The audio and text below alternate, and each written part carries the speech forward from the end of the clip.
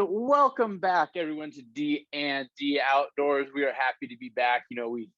Everybody needs a little vacation now and then. Dustin and I were off having fun with the family, getting ready for hunting season. And as you can see, we got some snazzy backgrounds. You now watch us on YouTube, so we're making this show better.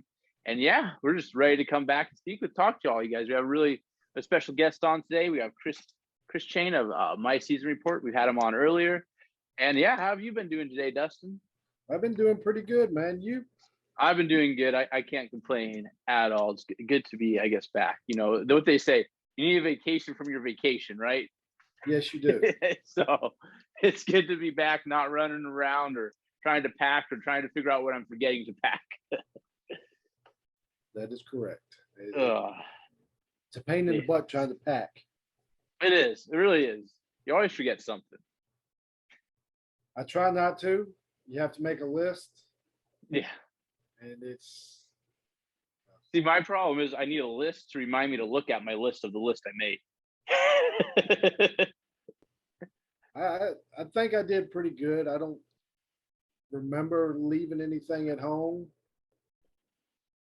Hopefully not. I don't think I did. No. Oh, man. Yeah, but it's always good to be back. You know, it would be better. Yesterday, the Arizona Game and Fish did their fall draw for deer, bighorn sheep, bison, turkey, and I think that's all. And of course, I've just been striking out this year, man.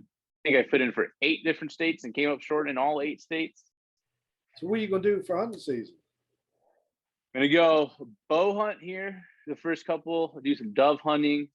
Luckily, my dad got a really hard to draw elk tag, so I'm going to take him on that hunt and do some coyote hunting, just do whatever hunting I can do. And hopefully at the end of the year, I can get drawn for javelina and actually shoot a damn javelina this year. Yeah. Yeah, that'd be nice. 3rd time's the charm, right? If not the 4th time. If not the 4th, yeah. I'm heading to a unit I'm going to put in this year where not the units I've been hunting lately. I'm going to switch it up finally. Gonna expand my comfort zone. Okay. Yeah, I was gonna go do a black bear hunt this year, but my dad got drawn for the elk, which is right during the time I would do the black bear hunt. So I was like, oh, I guess elk's probably a little bit more tasty and a lot more meat. So go, and I need to help him out on that anyways. Yeah. I'm his pack mule, so. That's what kids are for. Exactly. That's exactly what we're for. We're here to pack it out and do all the heavy work. Oh man. But yeah, I mean, we're not missed like really too much crazy stuff actually in the hunting world. Everything seems to kind of slow down this summertime, which is good. We aren't, I guess, good that we didn't miss much, but bad because now you just have to listen to Dustin and I tell our amazing stories more. Yeah. But actually catching up to like this other day, we had the Congressman Andrew Clyde of Georgia introduced the Return Our Constitutional Rights Act, which return stands for repealing excise tax on unalienable rights now. Now, usually when a congressman or woman is putting a bill in, I'm usually for it if it's getting rid of a tax. Unfortunately, this tax would remove the Pittman-Robertson Act, which we've discussed in the past, which has pushed about $15 billion towards wildlife conservation, hunter recruitment, and so on and so forth, since it was founded in 1937. It has put roughly just $1 billion in it alone last year. Interesting, right? So how are they going to compensate for the money they're losing? Well, that's the question. They aren't really losing money. It's going to be up to the state agencies to figure out how to bridge that gap. All this is getting rid of the Pittman-Robertson Act on the national level, which feeds into the state agencies and I guess the national agencies as well. But it really doesn't have a direct impact on humans and money is really being lost. And what's going to happen from it is wildlife will be lost or wildlife restoration. and preservations of species. And if you live in Virginia, your hunting license is about to go up. Yeah, I'm sure if you go everywhere, it's about to go up, and they have to compensate for this loss of income. It really doesn't make much sense to me, especially when this whole I guess things that the left and the right can agree on is protecting. Well, mainly agree on is protecting natural resources. They might not agree on how to do it, but we typically agree that we shouldn't be messing and trying to kill off animals in a way that would negatively impact the environment. Is that the most politically correct way to say it? I guess. Yeah. I mean, I'm not too sure what was the meaning behind the bill. I haven't really found that detail yet. But as more news comes out, we will definitely be following it. And really neat to see what's going to happen, because there has to be a reason, and there has to be a way that we are going to have to find ways to bring back the $1 billion through, I guess, maybe a new act, or a way to exclude the Pittman-Robertson Act from this bill, because I think the bill is talking about all different types of taxes. So if there's a way you can exclude it, I don't know how that works. I'm not in office or anything. So yeah. So would that mean that the price for everything outdoors would be going down? Theoretically, yes. But will it go down? Probably not. But theoretically, anything for hunting, fishing, and like related shooting should go down, because I believe it's like what the tax is, I think 7%. Let me see here real quick. But I'm not too sure on that. I mean, well, of course we aren't. Google doesn't want to work today. Let's see, Pittman-Robertson Act. So 11% federal excise tax of sporting arms, ammunition, and archery equipment, as well as a 10% tax on handguns. So essentially, yeah, your guns, ammunition, and bows should go down, but I won't. I doubt. I mean, I shouldn't say it won't, but I doubt it will. Yeah, I don't see it going down either. But is the question that I have, though, is the tax included in your final bill, or is it included in the price for the bow and handgun and rifle? So if it's only included in the final part of the purchase, then I guess essentially it would go down, because it'd be like if your state went from having an income tax to having no income tax. When did they tack on the Pittman tax? Yeah, that's what I'm saying. I'm not sure when that gets added. I've never really looked that in depth to. I've never seen it pop up on a receipt. Yeah, either. It is paid by the manufacturers, producers, and importers, and applies to all commercial sales. So I really don't. So I guess it's included into the price of the item at the tag itself that you're seeing. Yeah. The price tag. Yeah, the excise tax is set by law at 11% of the wholesale pricing for the guns, bow, handgun. So out of that, see here. Out of that, it's all pretty much then divvied up through the state into it. So it's gonna really just, I mean, I guess since it's in the wholesale price, yeah, I guess the wholesalers would drop, theoretically could drop the price, but I'm not gonna hold my breath on that one. But yeah, we'll see. Hopefully it doesn't pass, or hopefully if it does pass, then they'll figure out a way to bring the Pittman-Robertson, I guess, back. I mean, it sounds like this congressman is introducing bills, but he's not really fully understanding the bill, or he's not understanding everything attached to it, would be my hope. He doesn't realize it would impact the Pittman-Robertson Act, but we'll see how it plays out. We'll definitely keep an eye on that. I'm not sure when it goes to a vote, but when it does, we will update you guys on our social media, or we have a podcast coming out. We'll do it on there too as well that week. But one thing that we all like to do is have more hunting opportunities, wouldn't you say? Oh yeah. Oh yeah. So in Nebraska, they have now opened up kind of a deprivation elk hunt in their what they call for agriculture hunts. So it's elk that are coming down in agriculture fields and either trampling, wallowing it, or kind of eating the agriculture food. It's going to actually come on starting on July 1st to July 31st.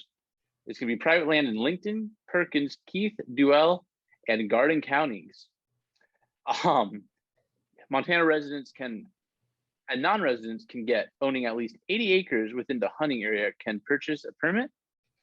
And the permits will cost $20 for general residents, $40 for non-residents, $5 for resident landowners, and $10 for non-resident landowners.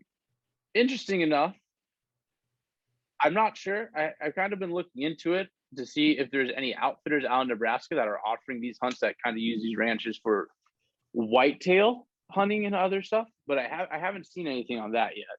But I'm sure. I mean, it's elk hunting's great. It's gonna be pretty cool hunting out in a farm field. Yeah. Yeah, I mean, pretty good tractor in there to it too. Yeah, sure. You won't have to be like what we do out here, like tacking it out over the hills and stuff. Yeah, it's gonna be a good opportunity. I as I said, I don't know if there's guides are allowed to guide it or if you can find guides that way. But if you own land in that area or no family member, no friend, or hell, just go get a 12-pack and knock on some farmer's door. I'm sure you can find something there where you will be able to maybe get yourself a nice Nebraska elk. And seeing farm food, so it's probably well fed. Yeah. Yeah. Oh man. Well, we're going to take a quick break here from quick word from our sponsor, Pure Pro, and we will be right back with Kris of My Season Report. 100% American made. Pure Pro is the leading company for outdoor cushions. With multiple comfortable styles to meet your hunting and fishing needs, like their flat cushions, low back cushions, or high back cushions. Don't forget about the rail sleeves.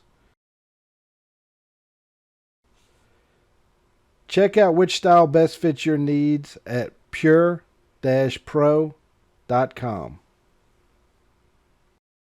We would like to welcome on Kris from My Season Report. We've had him on before and love to have him back. Always good to catch up with more people. And, since last time we had you on, I feel like My Season Report has really just taken off and has expanded in a great way.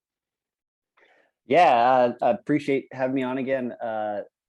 It's grown a lot since we last spoke. I think it was just hunting when we spoke last time. And yeah, it was last summer, right? It wasn't even in the fall hunting season, correct? Yeah, it was right. It was pretty much right, I feel, after you launched it.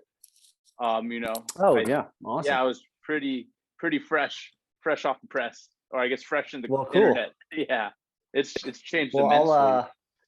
I'll run you through the changes. So last fall, my buddy came up from Louisiana, and we had our excellent deer camp, and we got a deer, and then also found some chicken of the woods mushrooms. And I had been playing with the idea of rounding it out more than just hunting, because I pursue all these different pursuits of food myself.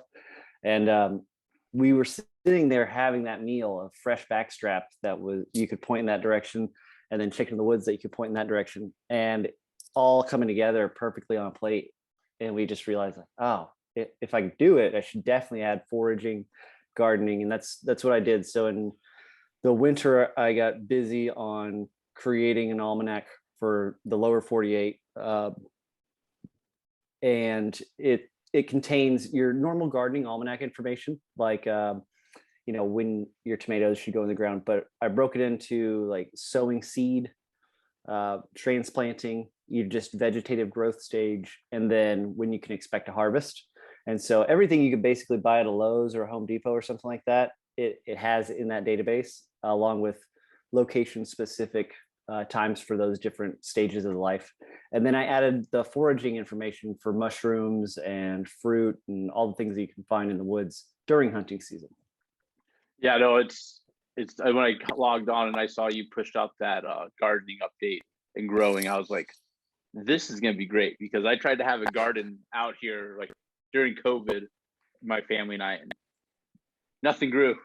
I mean, it was bad. I mean, it probably doesn't help within the 100-degree summer heat here in Arizona, but being able now I'm actually like planning out when I'm going to start everything with my kids, so we can go ahead and get stuff and actually not be pulling out carrots that are just little green tops and watching everything else die in front of us. No, I completely get that. And it's been interesting hearing people like yourself and people across the country really getting this feedback of, hey, I'm a hunter, I never really did a garden before, but this makes it all easy, and they like the concept. And then constructing that database and seeing the wildly different times of year. I mean, some seasons don't start until late May. Some, like yourself, are split into like a sliver in the spring and a sliver in the fall. And it was really cool watching how the heat really plays a role in when you can plant stuff and when you can't. Yeah, I mean, essentially, you kind of became, I guess, the new age farmer's almanac in a way.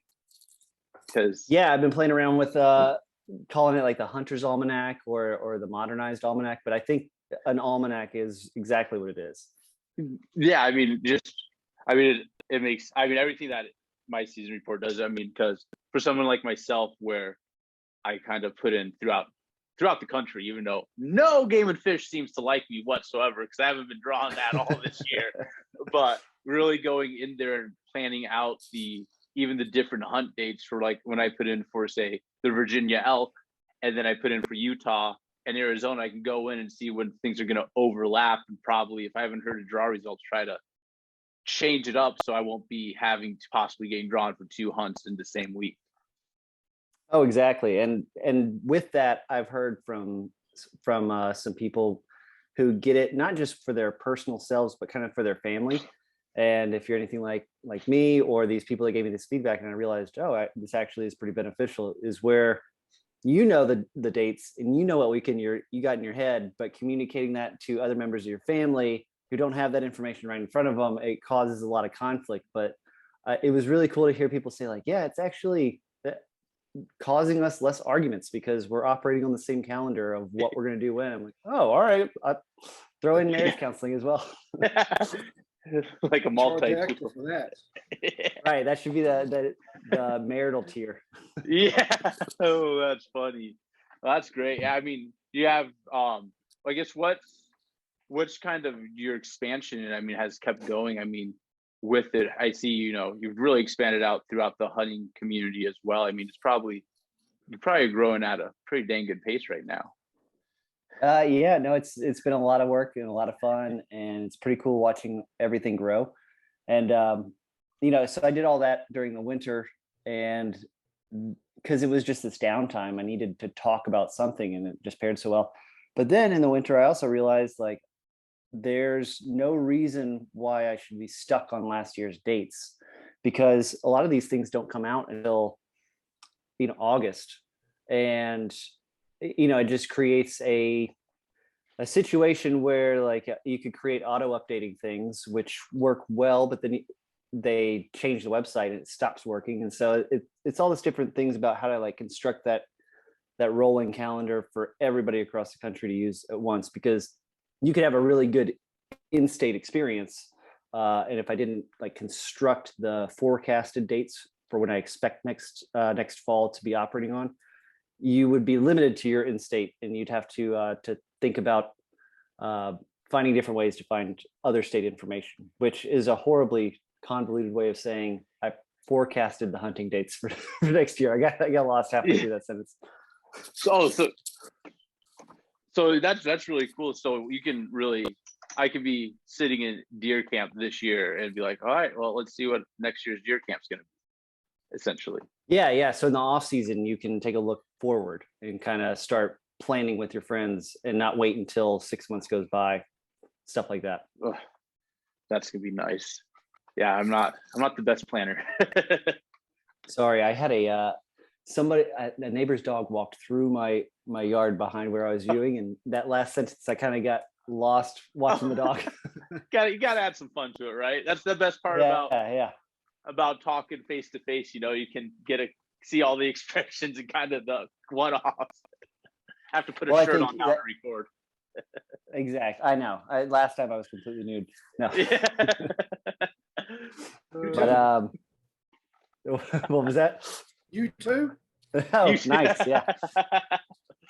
Ooh. But how's your hunting been and fishing? I mean, I know been on some good adventures lately. I mean, heck, your food yesterday, as I commented, that looked amazing. Oh yeah, no, it's reaching that time of the year where I get to really enjoy all that fall meat and making barbacoa tacos overnight tonight, and I smoked some cheddar over the weekend. So putting those two together, and with the dog that came through here, I have something stealing all the squash from my garden too. So it's not like expanding into a garden is going to be blissful. You'll discover a whole new host of problems that you have to fix. Yeah. Oh man, I could only imagine. I can't grow stuff, and then if it's gonna become to the point where I'm growing stuff and stuff's getting taken, I'm just gonna be like, I give up. Yeah. Yeah. But you asked about hunting. At this point, we're really just getting out fishing a lot in the streams and the lakes out here in Virginia. But I put in for the elk hunt as well. I didn't draw. I saw that you didn't draw either. I put in for Kentucky and Virginia. And I think I did Pennsylvania, but Pennsylvania is a really hard state to draw. But so it's just going to be whitetail for me this year, whitetail and black bear, which is those are two excellent options. Yeah, no, I think black bear is definitely on my list of something I want to go hunting for out here. It's more of a unique experience, I guess, out here, because here you have two kind of options of hunting black bear. You can hunt them into like the traditionals into forest, but you also can get them to transition deserts, which it's pretty cool when you see pictures out here of black bears with just desert and cactus all around them. Oh, that'd be super cool. Yeah. Yeah. I don't think I've encountered plenty of them not plenty in Virginia. I've encountered a few in Colorado, but never down in Arizona. I mean, it's hard to even picture a bear in Arizona. Yeah. I know there's a season for it, but yeah. Yeah, they'll come down and eat the prickly pear fruit and all that, and then head back up into the forest and just go on their merry way. Like they get decent size out here, but I mean, it's weird because you'll find they're found all the way from the Mexico border up to the Grand Canyon, just dispersed out. I was surprised to learn that there's a lot in Louisiana as well, because I lived there for a long time, never saw any, I never really heard of any. And then constructing the database, all of a sudden I see there's a healthy population there, and they're everywhere all over this continent. Yeah, they're like coyotes. You just don't expect them and they pop up. Yeah. Oh, Have man. you had a chance to harvest a bear yet? I did. That's why I was asking when we spoke last time, because I got a bear with my bow first day of opening season last fall. Yeah, it was a male. He came up my scent line, so I thought he wasn't going to stick around for long, but then he just kept kind of coming. I wanted a deer that day so bad, I stood up and took my head cover off and yelled in his direction, and he just was not interested in leaving me alone and kept walking right up my scent towards my tree. I'm like, all right. I mean, I have a tag. You're nice size. I didn't expect to do this today. So. Ooh, a little bit more heavy of chance to cook any of it? What's that? Have you had a chance to cook any of it? Oh yeah, I have been eating through it. I actually had some this weekend, some sausage I made. Yeah. Have you ever got a bear? I have not. I'm sure you've seen gave plenty. me some meat off of a couple bears he's taken, but a few years ago, I had a buddy offer me some canned meat, and nothing against canned meat, but I didn't want my first bear meat to be, with such a high amount of salts and everything that goes into canning. Like I feel like that's going to taint what I think of meat as. But I'm glad I waited, because this thing was so good. I've thoroughly enjoyed cooking it. No, I bet that's like, yeah. I've just I already see like canned meat in the store and stuff. I'm like, oh man, like I've never tried it. I mean, I'm like a human garbage disposal. I'll eat anything, but canned meat, I'm not too sure. But I mean, what else have you made with your bear?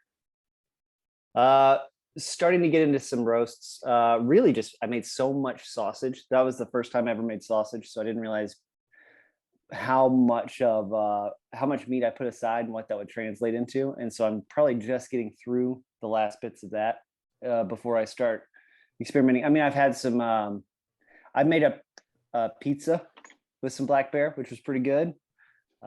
Just some pizza, some buffalo sauce, and some cheese, which I was kind of just using up the last bit of another recipe, and it turned out to be awesome. I haven't found an application that I don't like it. That sounds amazing. Oh man, yeah, that sounds really good. I'm kind of jealous. Now, it's a lot of people talk about keeping the fat off of it. Was a lot of fat on it to where you got to keep it? No, part of it was my first time skinning one out. I think I didn't discover some of it until it had already been too long, because I got to work right away on it, but it was a really hot night, and my focus was on the meat, and I put that all up in a freezer and did everything I needed to do. But I discovered some fat a little too late, and there were a little too many bugs on it and stuff. But even still, it wasn't a very fat bear, but he was eating everything he could see. So I think he was on that ascent of really like putting on some weight. That's my goal if I get one this year, to find a nice plump one with a lot of fat, because I love the concept of making your own oil and using it all year long. That'd be really cool. Yeah. Would so for bear hunting in like Virginia, can you guys like use scents and bait them in, or and run them with dogs? Or because I talk to Dustin all the time, and I'm telling him like what we can do out here. He's like, what do you mean you can't do that? Or we can do this out here, like, because it's so strict out in the West about stuff. I know you can run dogs, Okay. Which is another unforeseen benefit of season report. My buddy at deer camp, we were sitting there and we heard all these hounds pushing these bear, to the point where we actually had one run right on this side of the cabin, and then a mom and 3 cubs run on the other side of the cabin, all within an hour apart. And we thought these people might be doing the wrong thing, and we pulled it up. Oh no, actually it's dog season right now. They're completely within their right. But I haven't included bait or no baiting on every state, and I can't remember. I don't think you can bait in Virginia. My default is no baiting. Is that correct? Yeah, you get caught baiting, that's a big fine. Right. And if it doesn't explicitly say baiting, I don't even think about adding, so where somebody could read the word and be like, oh, I read bait. Yeah, I can blame you for their inability to read. Essentially. Well, that's part of something that I put in there, kind of you still have to go and double check all the references. This is really kind of an almanac and a planning tool, right? When you're going to purchase a hunting license, that's a contract between you and the state, and at that point I am no longer involved. Oh heck, even when I get my tags from this like Game and Fish, I still double check them because they've came in with my name wrong before and all this other stuff. Like I always am checking in on. Oh yeah. Oh man. Well, yeah. What's next for my season report? I mean, you guys are expanding, really growing so quick. Is there any inside scoops you can give us, or anything you're planning to do next, or just kind of focusing on hunting season now? So there are a lot of things in the works right now. I'm really looking forward to the fall and then especially the new year. I don't want to say anything too early. No, you're there's fine. Some really big things going on, but I could say for this season, you can expect to see a full expansion into Canada for hunting. Okay. So it's really it's a North American almanac, and then I'll be adding Canadian foraging and gardening in the fall and the winter. That's gonna be really cool. I've always wanted to get up to Canada to hunt too. I just want to hunt everywhere. I just wish hunting wasn't so dang expensive. Like I look back on some of these older pictures and like people are there with like huge mule deers and huge elk, and they have like 10 of them on a pole. I'm like, dang. And it was only cost probably like 10 cents back in the day to do all that. And now I'm like, crap, if I'm gonna get drawn for bighorn sheep and buffalo in Arizona, if that ever happened the same year, that's 10 grand down the toilet right there. And that's just for about the tags. That's before I can even get out there to go hunting and everything else that comes with it. That's really, honey, we have to have a conversation. Yeah, you know, I always say you don't need to get your nails done and all that. You can go to the spa, do whatever you want. I'll take care of the credit card bill this couple months. Don't look at it. We'll be good to go. I think I would approach it like this is a life thing. It's never coming back again. Yeah, true. And you say I know you at times. I'm just thinking of all the space you're gonna get.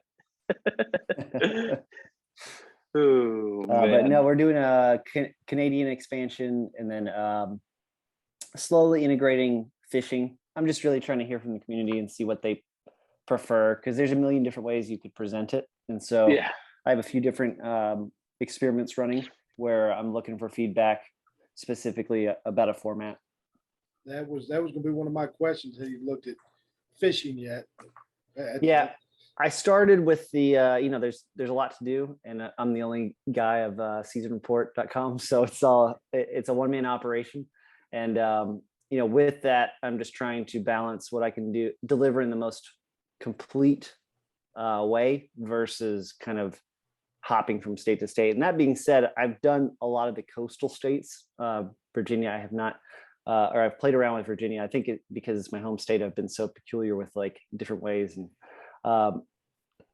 I wanted to tackle the saltwater and the freshwater states so I could kind of tackle the biggest things first. Because if you look interior, it's a lot of just the same species pretty much all year long. We're really just talking slot limits. And so just how to make that, because if you log on, your profile dashboard is just every food opportunity you saved.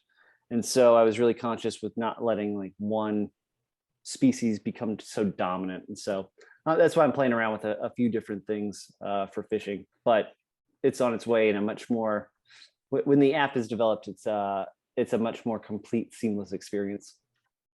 Gotcha. Yeah, it's have like 10 different versions till you finally kind of hit, I mean, the perfect one. But I really enjoy it now. So I guess the better, more user friendly it could be, maybe I use it all the time still. So I love it.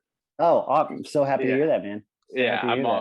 I'm one of those, I'll just get curious and I'll log on and start looking through like random states. That's actually how I've started applying to some of these other hunts. Was just like, I didn't know you could hunt this and this. Like, I think, was it elk in Pennsylvania you were talking about earlier? I think that was it. And it was like, you can hunt elk in Pennsylvania. I was like, huh, all right.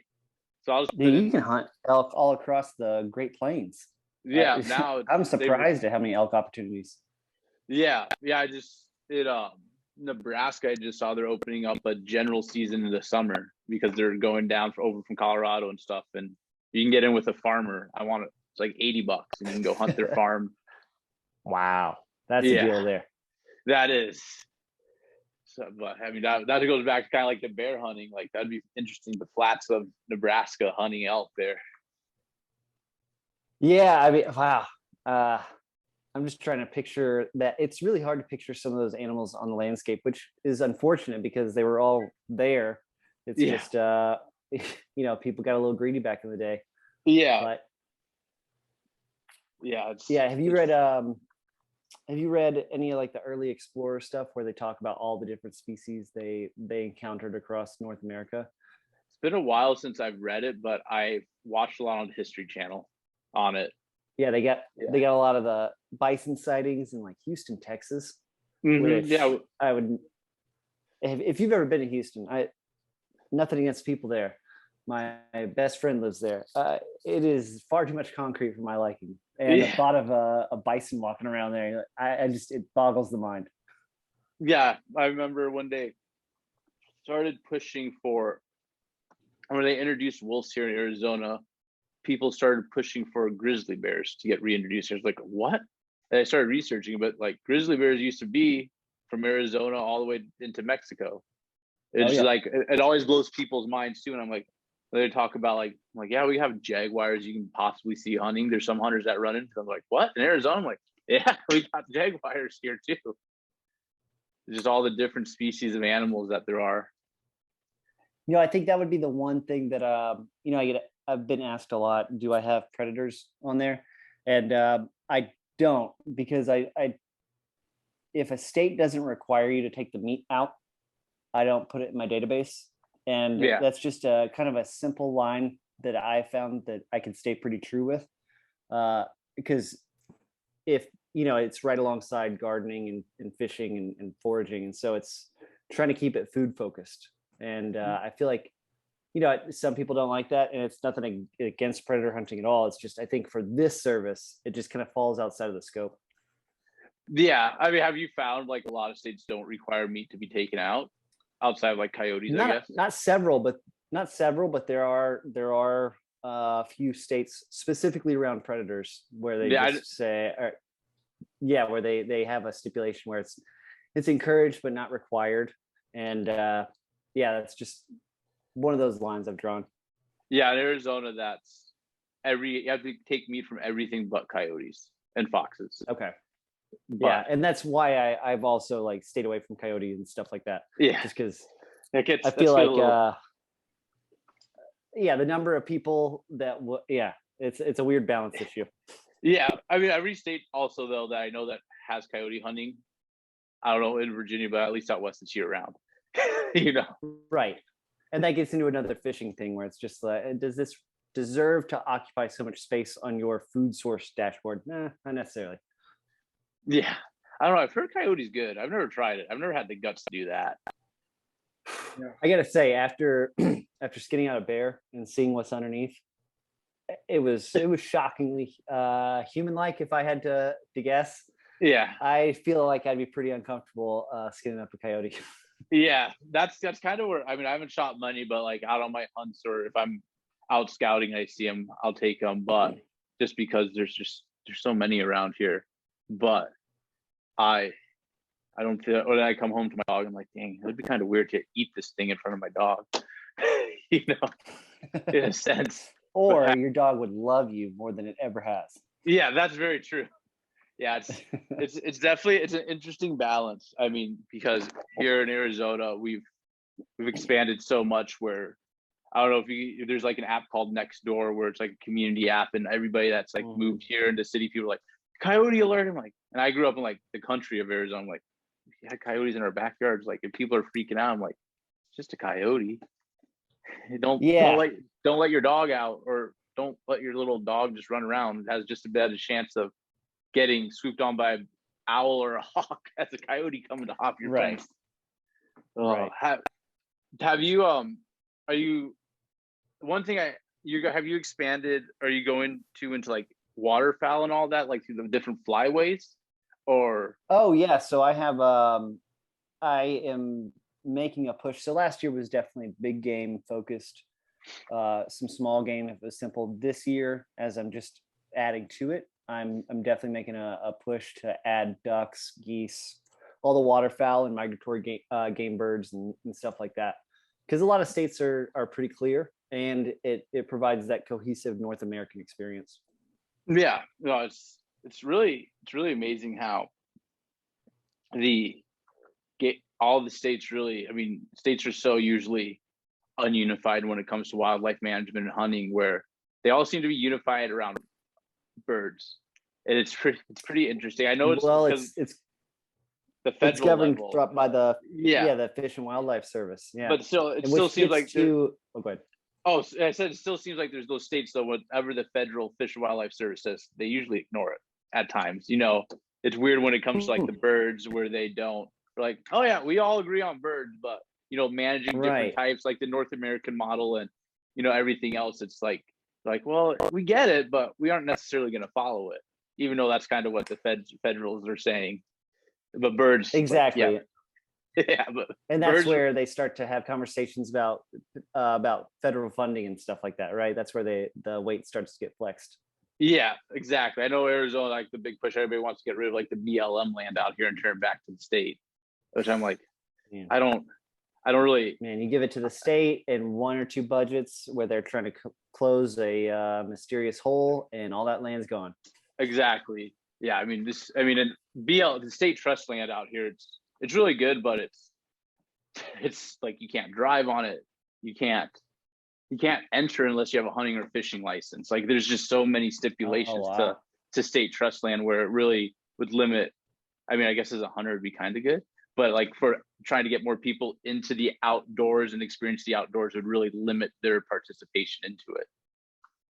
Yeah, we just went on this Colorado trip, and I was surprised to see that we had camping gear and all that stuff, and we did camp several nights. But one time we had to get a hotel because we were going through all this public land that we had GPS coordinates for, and we really expected to get some really stunning camping spots. But the first come first serves were all taken. The backcountry dispersed camping, interestingly, was fenced off, and so we encountered these long stretches of road which you should be able to get out on, but then every spot where you could actually stop to disperse camp, they had these signs that were saying, keeping people off because of reclamation, because they've had so much pressure from people from not having anything to do during COVID getting out into the woods, which is really cool. But then on the other hand, it seems like it's caused so much damage in some of these prettier spots that they're struggling with like keeping it wild. Yeah. I remember with that big floods in Yellowstone, people like, well, this is actually gonna be good for the wildlife, that half of Yellowstone won't be accessible for possibly a year. Which, we do forget, like wildlife does need a break. Oh, certainly. Absolutely. Yeah. And that kind of brings me around to what I've started learning about season report is as I hear from more gardeners that are not interested in hunting but interested in finding out when they should be wearing bright colors on their hikes, or hunters who are starting their gardens and stuff like that, I'm starting to understand the scope of it, where everybody who cares about those wilderness areas and the healthy ecosystem, keeping all these animals on the landscape, they all are very united around preserving all that, and they're usually all united around the food they put on the table. And it's caused some really interesting conversations where these two groups are interacting. And I think at the end of the day, like if I could channel all the strength from this towards something like conservation, I think that would be like a ultimate goal of a service like this.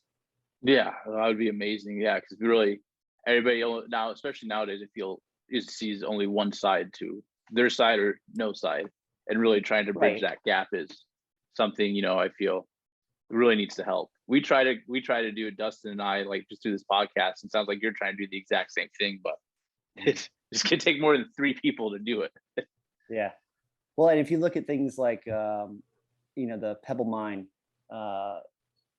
halt that happened was it last year, that was only possible because you had a whole lot of voices all pointing in the same direction.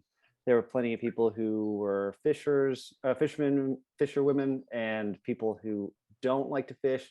Everybody came together like, hey, this is dumb for us to potentially destroy this very valuable resource. And I think the more voices you can align around something like conservation, that's the only thing that they can get through Congress right now, right? Is something that benefits the public lands, because everybody understands the common good there. Yes, that's very true. Yeah, not everybody wants to just see buildings all around them. That's for sure. No, it's startling here in Virginia. It's like every time you drive to a city you haven't been to in a year, on that drive, there's more wilderness taken away for just housing that looks bad within 2 or 3 years. Like they build it cheap, and at the end of the day, all right, you build something that's not going to replace the forest. Yeah, it really sucks.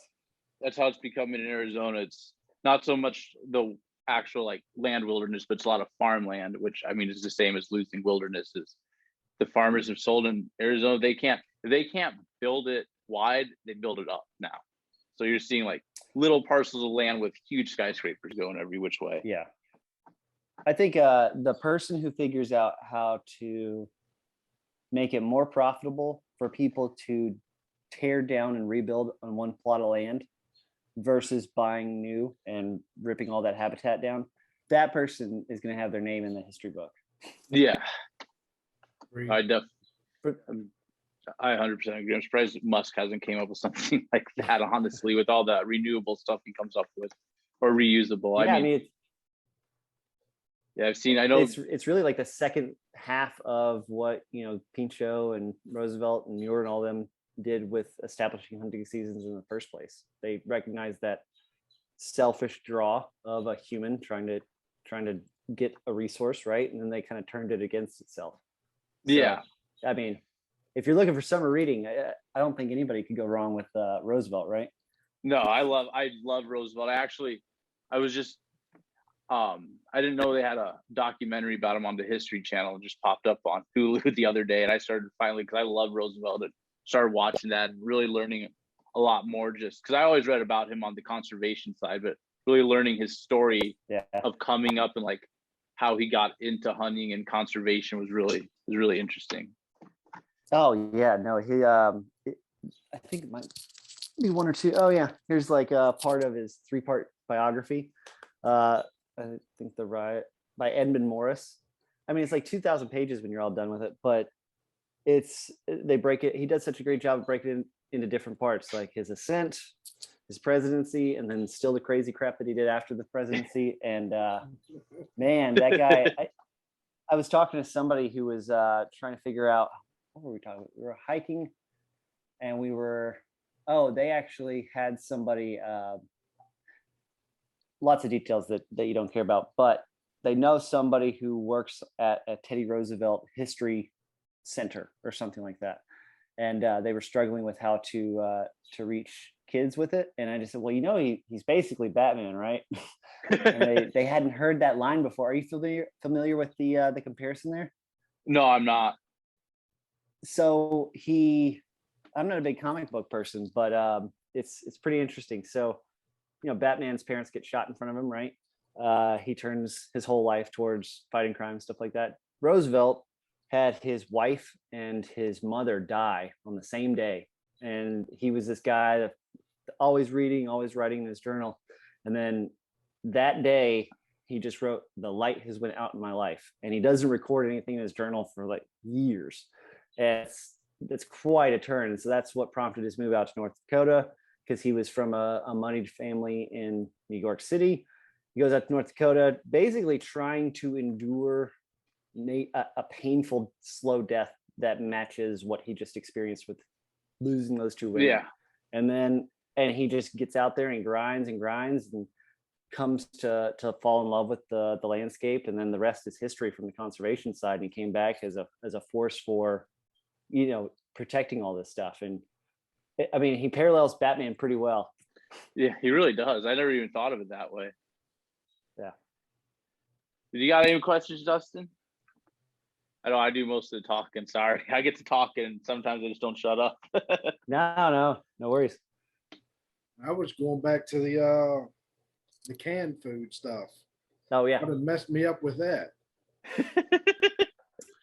Have you ever canned Yeah, your meat? I've canned some deer meat a couple times, and I'm trying to think, you know, I don't remember putting salt. I mean, a little dash of salt, a little beef bouillon cube, and then put it in the pressure cooker, and the juices come out and they mix together and all, and it wasn't salty or nothing like that.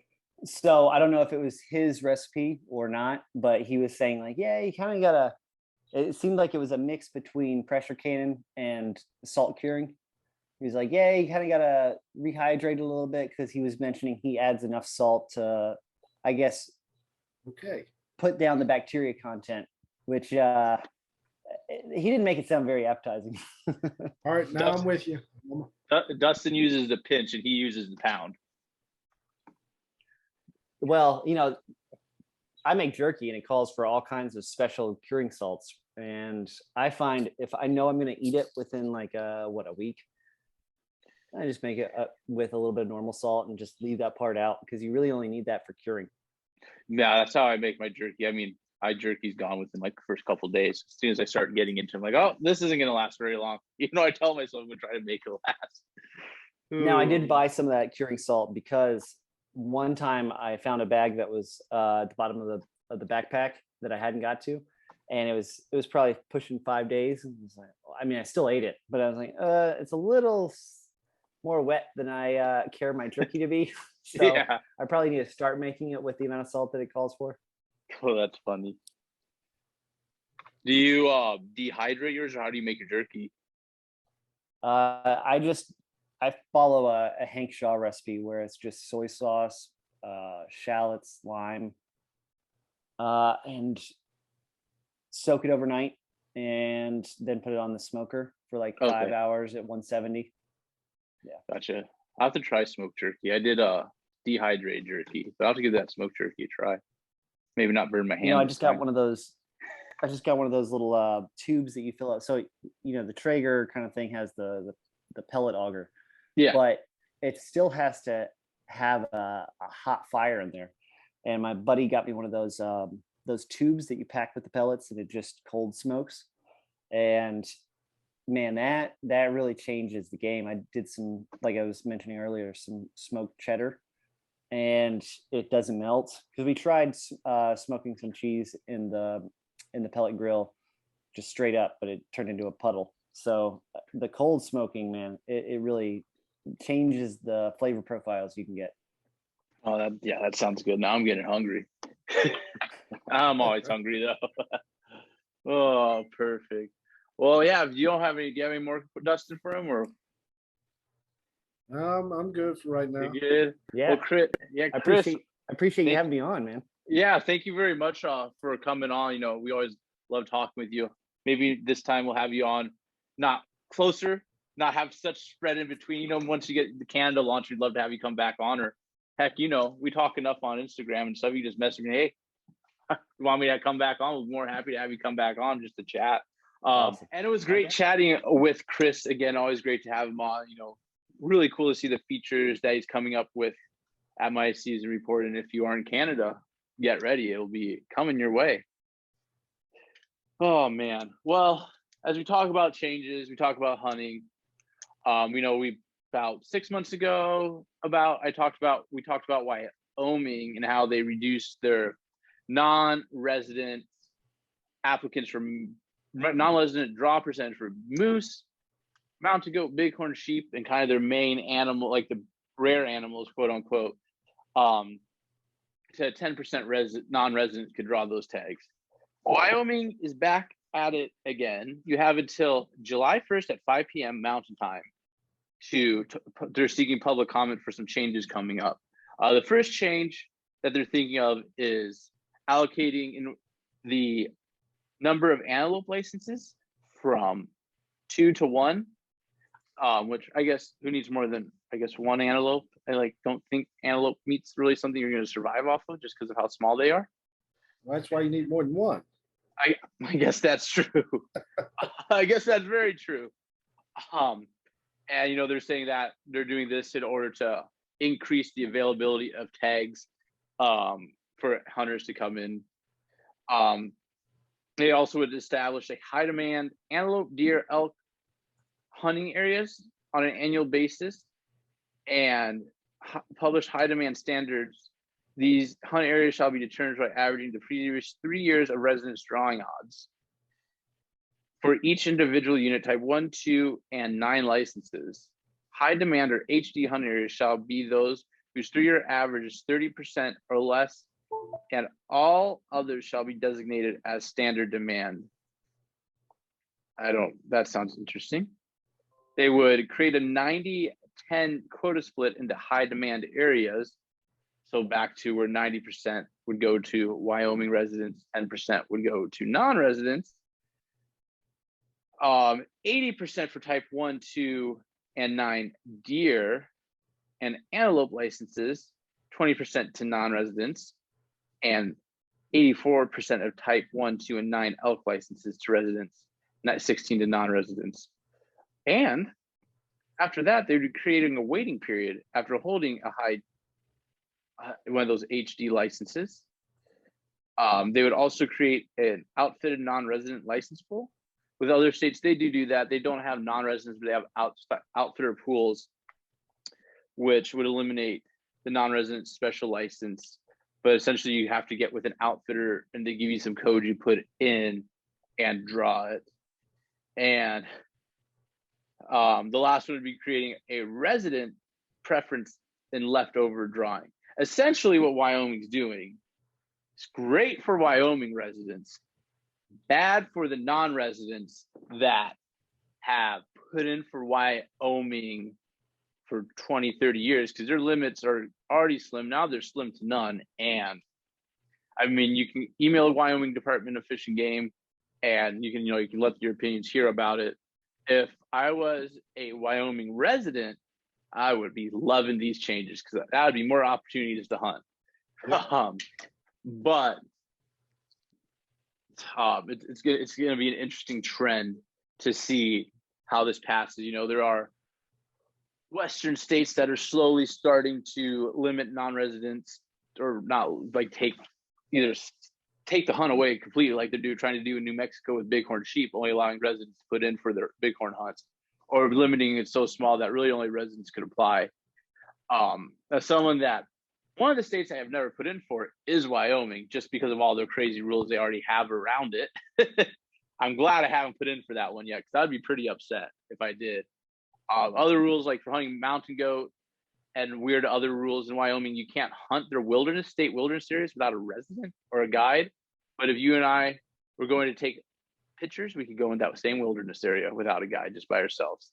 So they have weird stipulations for non-residents. But if you have the opportunity to move and you like to hunt Western big game, I would be moving to Wyoming, because you're going to be able to draw a lot of tags here in the next couple of years if this keeps on going. Or you just buy a house there and just stay your resident. Yep. Get that driver's license. It was funny. I was actually at a fish and game meeting here, and they had one of the fish and game officers here. That's what he's tasked with doing for the state of Arizona. He's teaching other states how to find the people that claim they're residents but are really non-residents. So just be sure you don't have fish and game on your Instagram or Facebook. But we do not condone breaking the law here at D&D Outdoors. That is correct. But just don't say we told you to do it. Oh man, but it'll be interesting. I would like to see, which I'm sure I could do more digging, the amount of revenue that would be lost from this, if there would be any, because there's still going to be those people that hope to get it that still be putting in. It'll be interesting, but are they paying to put in to draw for a license? Yeah, every state in the West, you have to pay a small game, your hunting license. So that's you're free to go small game hunting, which ranges for non-residents anywhere between about, I think it's 130 in Arizona to 200 in Idaho or something like that. You have to pay for that. And then for each animal you're selecting is anywhere between $5 to $20 for non-resident, just to put in. And then if you get drawn, the $20 is debited from the total bill, but the $200 isn't, because no matter what, you need that hunting license in order to hunt with your big game permit. That's crazy. Yeah. So there's a lot of revenue that comes in from these draws, but I mean, the big money is, you're going to pay $1,000, $2,000, $3,000 for a bighorn sheep, mountain goat, or moose tag. And that's a lot of revenue coming in from the state from there. I mean, I'm sure a lot of revenue from the state comes in, I mean, from those specific ones, but is it that the amount of residents that can get drawn for these hunts, because there's typically only about maybe total of 15 non-residents at most that can get drawn for these hunts just for tag allocations for them. Anyways, with the 10%, crap, it could even be maybe 1 or 2 per species, and you're only really missing out on $30,000 then.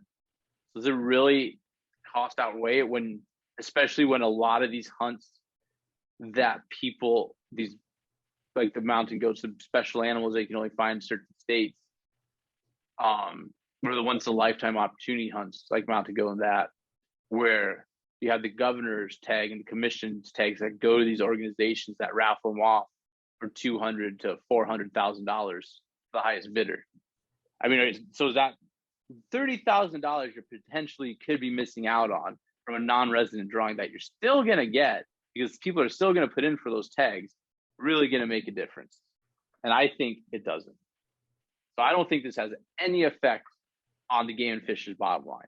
Now, if they get rid of the Pittman-Robinson Act, they might need some more non-residents to come in. But at the end of the day, I don't see the rewards being reaped from a $30,000. I mean, sounds like a lot, but what? That you can't even buy pretty much a new truck for your one officer for $30,000 to go out on patrol.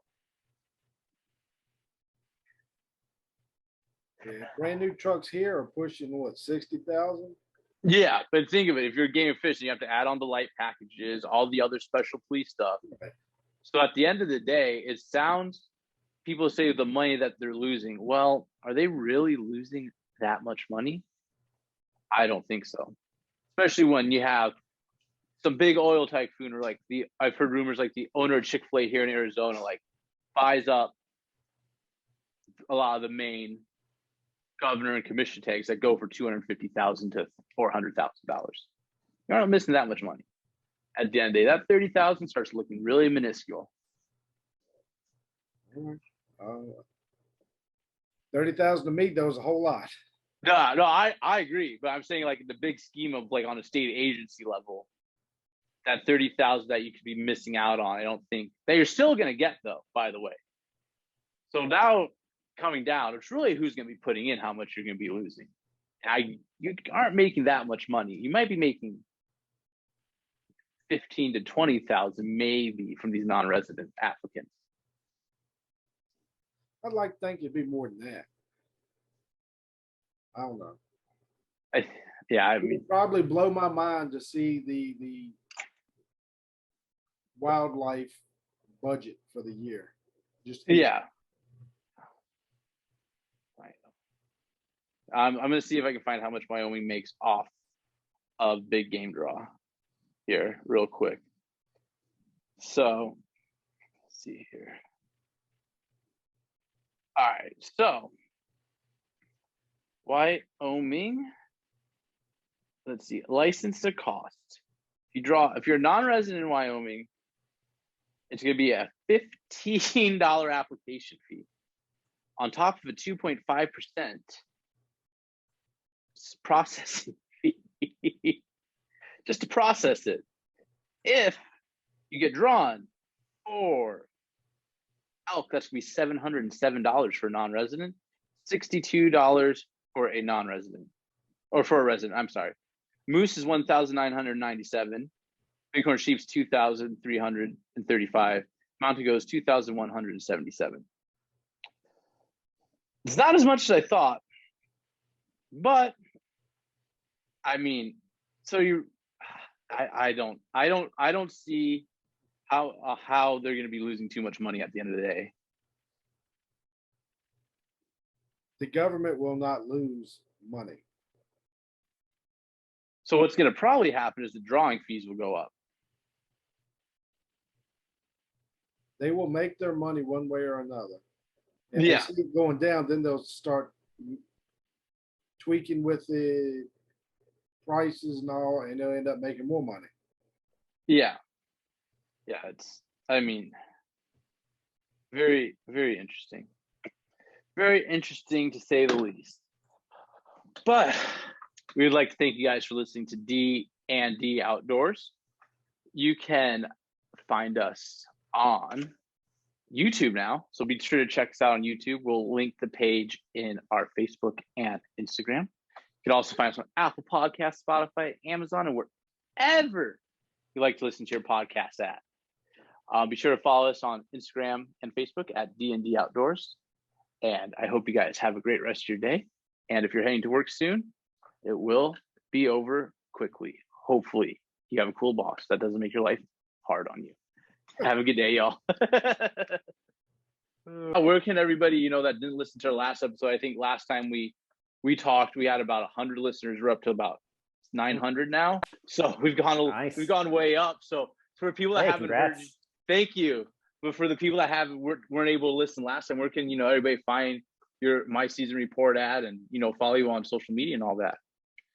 Yeah, seasonreport.com is the website, and on Facebook and Instagram at My Season Report. You can find me there, and I'm always announcing the updated information. And like I said, that everything is constantly growing. I'm over 500,000 individual food opportunities across the country at this point, and so it's just ever growing. Well, that's awesome. Yeah, and we'll definitely tag everything also in our social media when we get you out there. But yeah, thank you again for coming on. We look forward to watching Season Report grow. Appreciate it. Y'all have a good one. Yeah. Thanks.